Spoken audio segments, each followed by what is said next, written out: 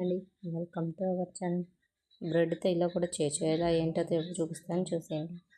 గులాబ్ జామ్ చూసారా, సేమ్ గులాబ్ జామ్ లాగా ఉంది కదా, కానీ ఇది చేసింది బ్రెడ్తో అన్నమాట. చూసారా, ఫస్ట్ బ్రెడ్ని ఇలా స్లైసెస్ అన్నీ నీట్గా సపరేట్ చేసేసి, ఇలా మనం గోధుమ పిండిని ఎలాగైతే అదే బ్రెడ్ ఇలాగే గులాబ్ జామ్ పిండిని ఎలా కలుపుతామో అలాగే, కాకపోతే కొంచెం పాలను మాత్రం చూసుకొని వేసుకోండి. ఎక్కువ థిక్ అయిపోయింది, ఎక్కువ పాలు పోసామంటే అది మరి లూజ్ అయిపోతుంది. అలా కాకుండా కొంచెం గట్టిగా ఉన్నప్పుడు వేసేసుకొని ఖచ్చితంగా ఆయిల్ మాత్రం చేతికి అప్లై చేసుకొని ఇలా చేసుకోవాలన్నమాట.